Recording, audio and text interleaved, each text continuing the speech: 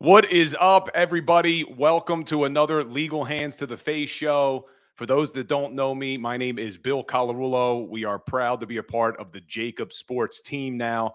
This is week 3. We're going to be live streaming this show simultaneously on our Legal Hands to the Face platforms and the JAKIB Sports network. We talk all Philadelphia Eagles, and what a time it is to be an Eagles fan. 3-0.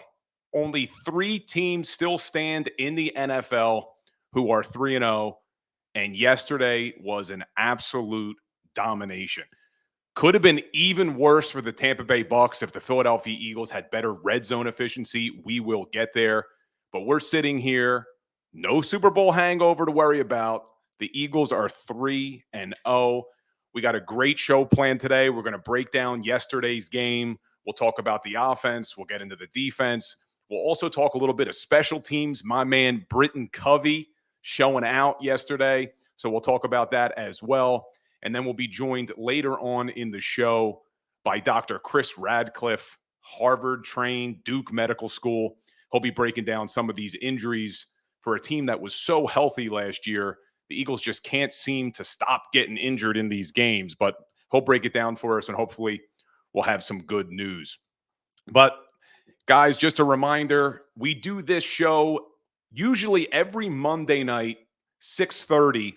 But because the Eagles were on Monday night, obviously we couldn't do it last night. I was down at the Ocean Casino for the JAKIB Sports pregame, halftime, and postgame show with the man, the myth, Seth Joyner, Derek Gunn, and Mark Farzetta. So we're doing the show tonight, but it will be every Monday night at 6:30 p.m., breaking down all Philadelphia Eagles. But if you like the show, be sure, hit the like, hit the subscribe. Make sure you're like and subscribe to Legal Hands to the Face, JAKIB Sports. And we post daily content to our Instagram, Facebook, TikTok, Twitter. So be sure you're following Legal Hands to the Face on all those platforms as well. So a little shout out, Barbara Carroll. Great to see you. Vesicle Ear, who hosts the show? That's me, Bill Colarulo, Mark DeStefano. What is up? Guys, please engage, leave comments. I'll respond when I can, but let's jump right in to yesterday's game, or I should say last night's game. What a dominating performance by that Philadelphia Eagles team. The score 25-11 doesn't even begin to do it justice for what the Eagles did down at Raymond James Stadium. It started with Eagles fans taking over that stadium. I don't know if you guys saw some of the videos on social media, but it was amazing. Eagles fans travel better than any freaking team in the NFL, and they took over Raymond James. But then it came onto the field. Just listen to some of these stats before we start breaking down offense, defense.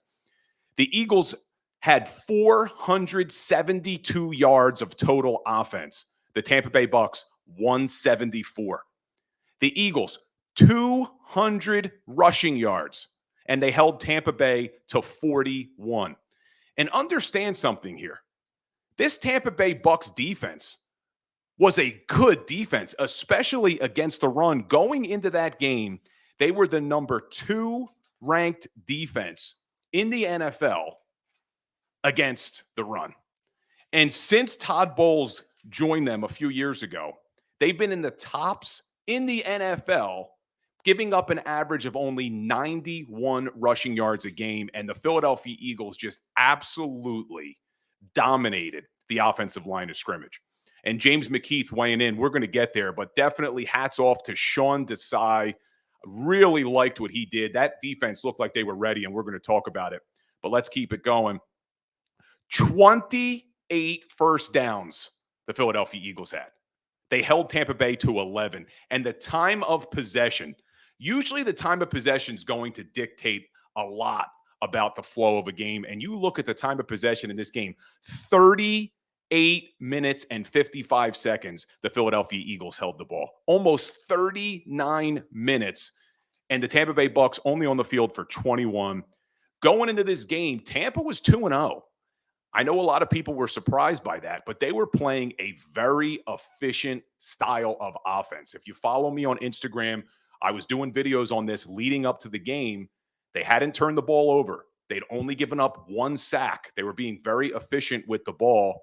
Philadelphia Eagles come out and absolutely dominate both lines of scrimmage. They force two turnovers, interception against Baker Mayfield, that great forced fumble by Jalen Carter, and they get 2 sacks as well. And Jalen Hurts, 277 yards. I know he had those 2 interceptions. We're going to talk about it, but some real promising things there. DeAndre Swift balling out. A.J. Brown with a big game. Britton Covey, big punt returns. Really a great overall performance by a lot of people on that team. And I want to jump right in. But before we start breaking down the stats and the offense and the defense, you got to take your hat off to Nick Sirianni.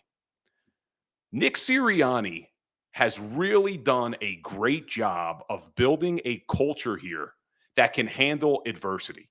You saw it last season, and you saw it again going into this year. We talked all offseason about this Super Bowl hangover, and was it a real thing, and teams starting out slow. And there's no doubt that this Philadelphia Eagles team is getting better each week. They have not reached the top of their potential yet. But you look at Nick Sirianni and what this guy does and what Jalen Hurts does is they win football games. And I went back and looked at the last 10 years of Super Bowl losers, and their overall record after week 3 is 16-14. Teams don't come out like the Philadelphia Eagles have in these first 3 weeks after losing a Super Bowl the way they did to a 3-0 start. And what we've seen and what's so promising is they're getting better every single week. The game against the Patriots didn't look great, but they got the W. They come out against Minnesota. They started to get a little bit better in certain areas. They come out in week 3 and look at all of the areas that have improved. And hey, I've been the biggest critic of Michael Clay on special teams. Special teams even look good. So you got to give all 3 coaches, Nick Sirianni, and then the 3 coordinators, Brian Johnson, and we'll talk about his play calling in a second, Sean Desai, and even Michael Clay, some credit for how they've played in this game. And Barbara Carroll weighing in, she's had higher hopes for Jalen Hurts, and we're going to talk about it. But I went back and watched the game today, and Jalen Hurts did some really promising things. So we will talk about it in a second, but let's look at this offense and what they were able to do in this game. Like we talked about, Tampa Bay, number 2 ranked defense against the run. The Philadelphia Eagles absolutely dominate the line of scrimmage. I'm going to pull up some of these stats because they're just unbelievable here. But you look at rushing yards. They averaged 5.0 yards a rushing play. That's against Vita Vea, one of the best defensive tackles in the NFL against the run. Couldn't stop us. 5.0. And that's including some kneel downs, how many tush-push plays. They absolutely dominated that line of scrimmage. DeAndre Swift, what a game he had again for the second week in a row. He averaged 6.8 yards a carry throughout the first 3 weeks of this season. Yesterday, 8.1 yards a carry. It's just unbelievable what this guy's been able to do.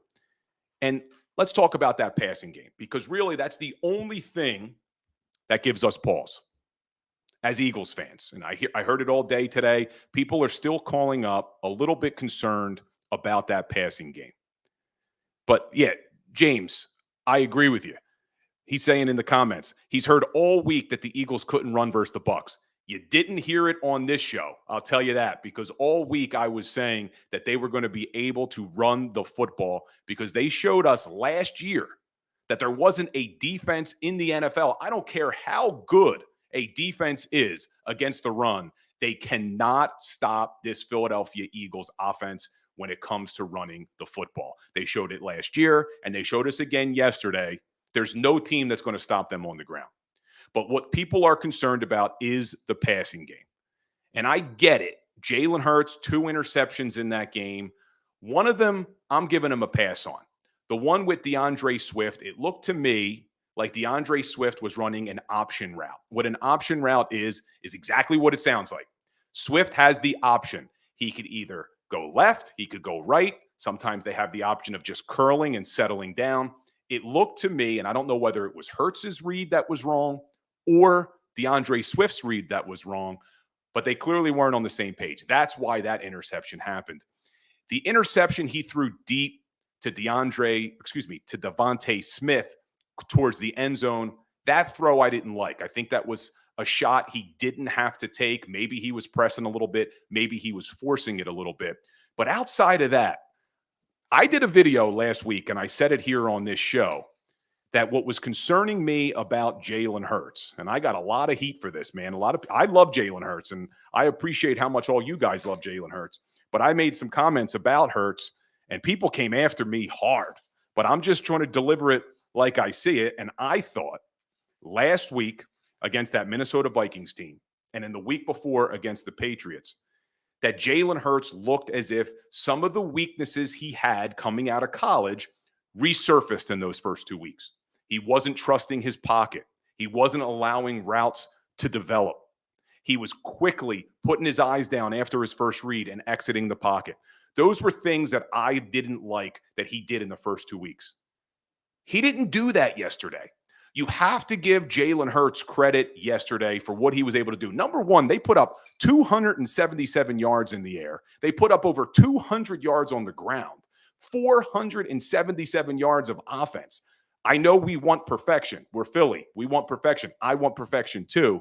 But when you look at what Jalen Hurts did yesterday, he did everything that we've been asking that I didn't like that he was doing in the first 2 weeks. When there was pressure, he didn't immediately exit the pocket. Let's just look at that Olamide Zaccheaus touchdown throw. He dropped back. His first read wasn't open. He didn't exit the pocket. He actually maneuvered within the pocket. He stepped up in the pocket. He found Zaccheaus, and he threw Zaccheaus open. Olamide Zaccheaus was not open. He threw him open. You got to give Jalen Hurts credit, and he did that a few times. If you go back and watch the game, even if you just watch some of the highlights, Jalen Hurts had a lot of nice throws in this game, a lot of things that show me that he is getting better each week. The guy didn't play in the preseason.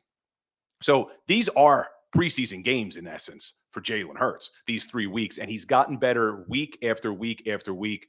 I didn't like the 2 turnovers, but you do like what you saw from Jalen Hurts in this game. The one area on this offense, because they did dominate every single spot on that offensive and defensive line, but the one area that I would have loved to have seen them improve on, and this is why the score was 25-11, is red zone efficiency. The Philadelphia Eagles yesterday finished the game 1 for 5 in the red zone.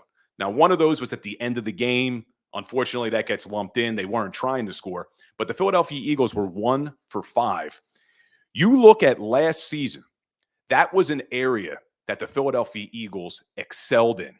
When they got to the red zone last year, the Philadelphia Eagles scored touchdowns 68% of the time. 68% of the time. That was number 3 in the entire NFL. This year, after week 3, they're only scoring touchdowns 45%. 45% of the time. That puts them at number 25 in the NFL.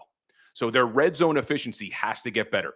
Didn't hurt them yesterday, but it's going to hurt them when you are playing the better teams in the NFL. You cannot afford to put up field goals and sometimes walking away with 0 points when you get down to the red zone. So that's an area I definitely want to see them improve. But let's just look at Brandon Katz weighing in. The Eagles offense still didn't look that good. Tampa's secondary is terrible. They put up 477 yards, 472 yards. I mean, this was a dominant performance. I agree with you. I'd like to see a little bit more from our passing game. But when you're picking up that many yards per carry on the ground, just keep running the damn football. That's what I said going into this week is look, they're going to give you the run. Take it. And Todd Bowles blitzed. I had to double check this stat because I could not believe that this was accurate.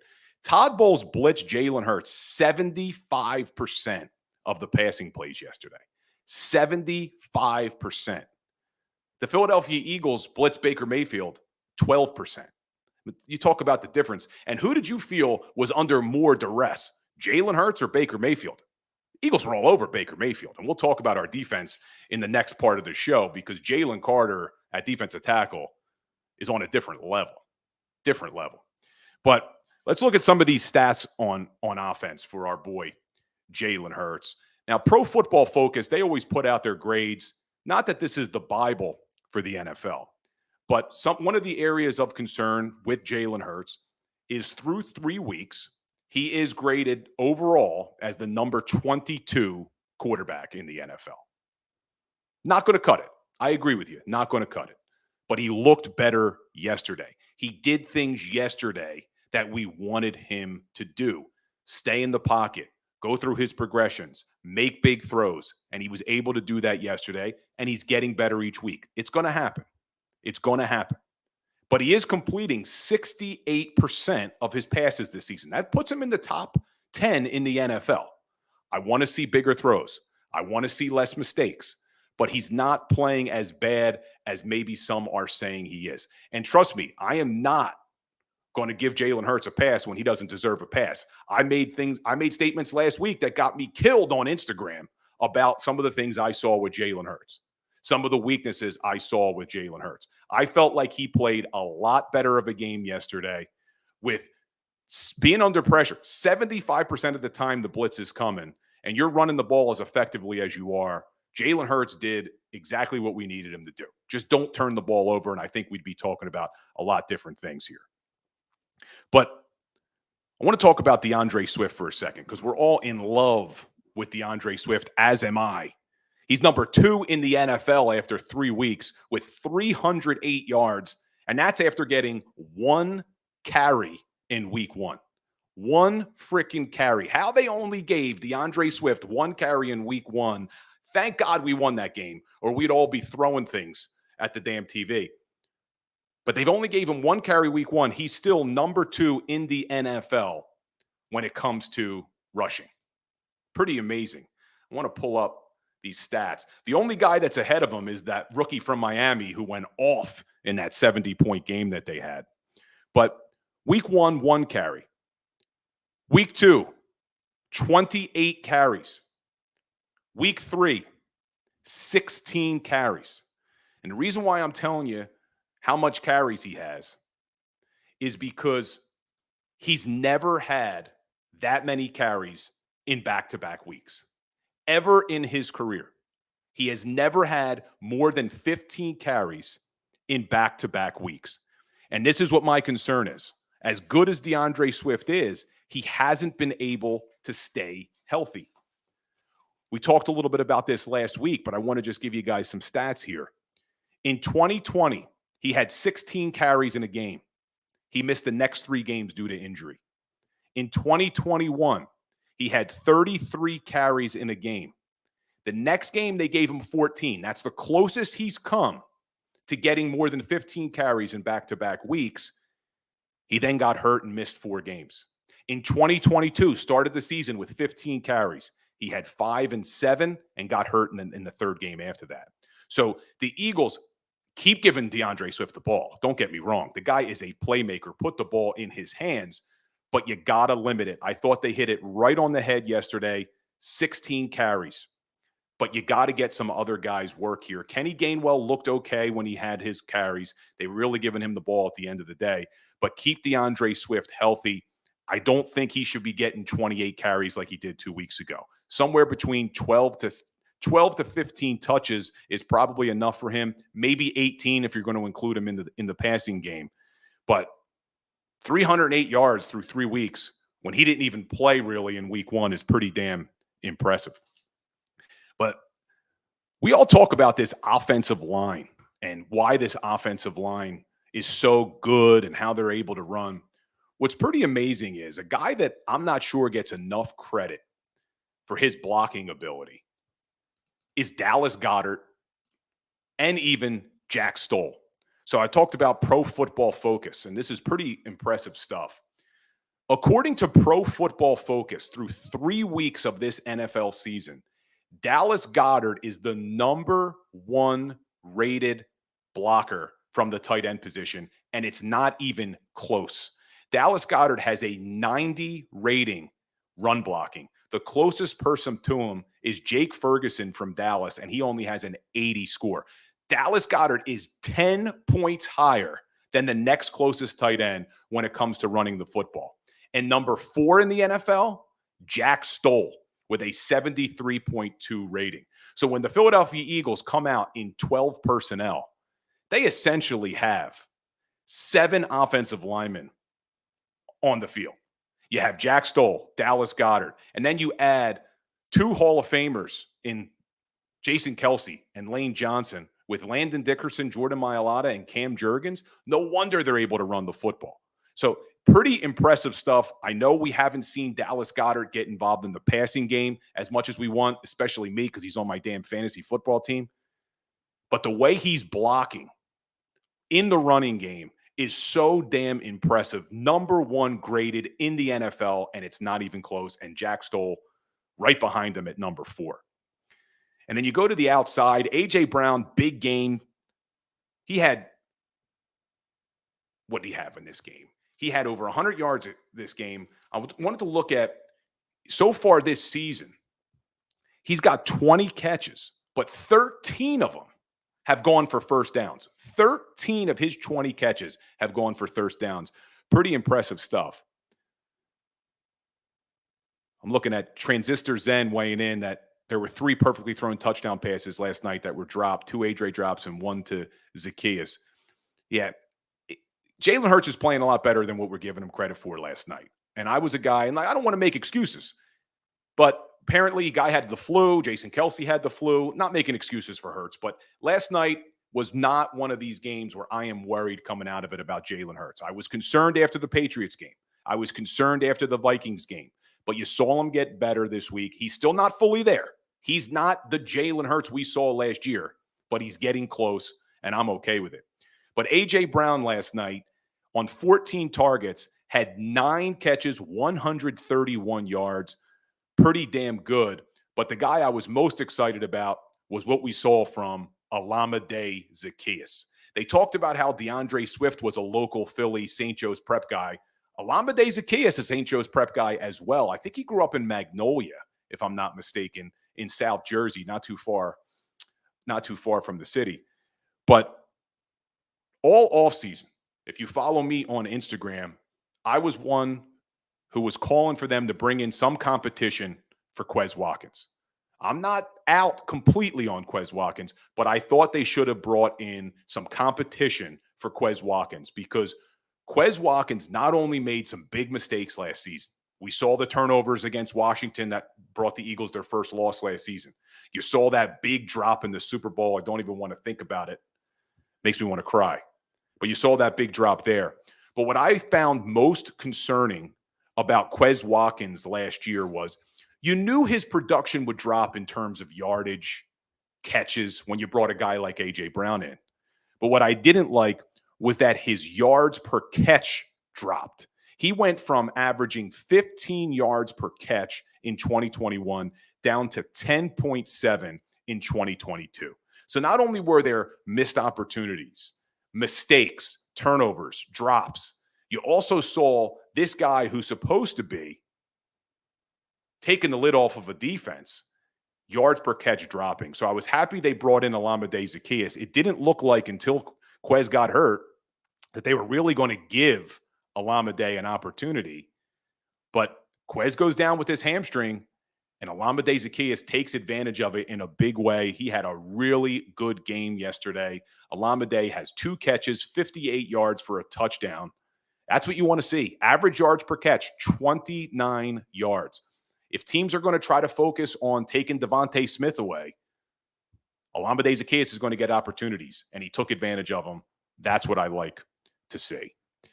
So let's look one more time at some of these Pro Football Focus offensive grades before we take our first break and get into the defense.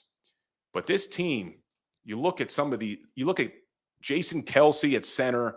He's actually only ranked, which is crazy to me, 15th in the NFL, according to Pro Football Focus, through 3 games.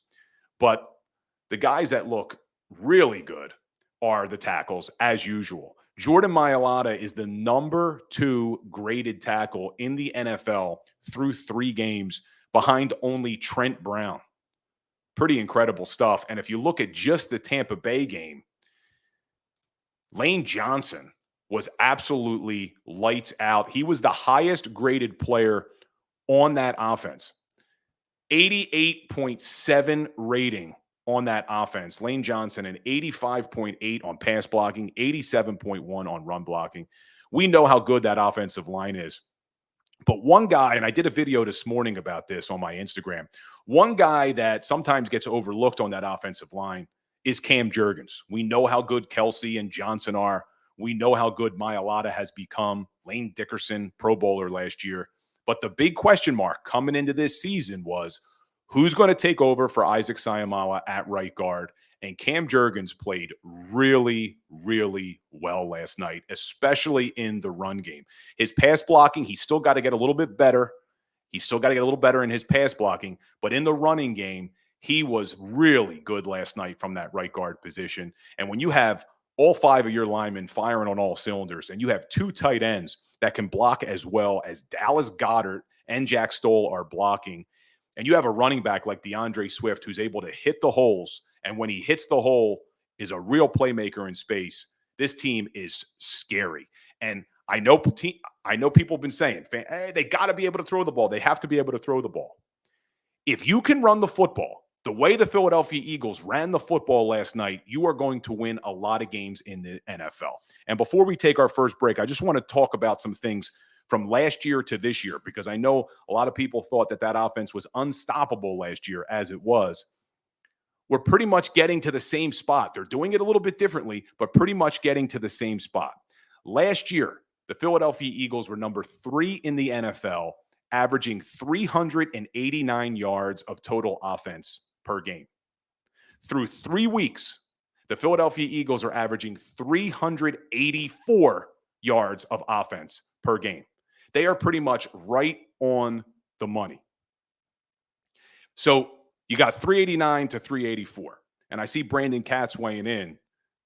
Hurts didn't throw for under 200 yards, my man. He threw for 277 yards yesterday. So I know he threw for under 200 yards in 2 of the games. And I talked about that. I didn't like the way Hurts looked against the Vikings. I didn't like the way he looked against the Patriots. I saw a lot of improvement from him in this game against the Tampa Bay Bucs. He threw for 277 yards. And you look at the numbers, the Philadelphia Eagles last year, 28.1 points a game, number 3 in the league. This year, 28 points per game. They are pretty much right on total yards per game and total points per game. They're not doing it the way we are used to seeing. They're not doing it by throwing the ball. It will come. It is a long season. Exactly, James. It will come. The passing game will come. Teams are doing things they didn't do last year. So keep taking what they're giving you. Run the football, dominate the time of possession, dominate yardage, dominate first downs, and keep putting up points and keep chalking up the wins. And when you have a defense as good as this Philadelphia Eagles defense, which we're going to talk about after the break, they're going to win a lot of football games. Just stay calm. But let's take our first break. We'll be back in a couple of minutes. Thanks for watching.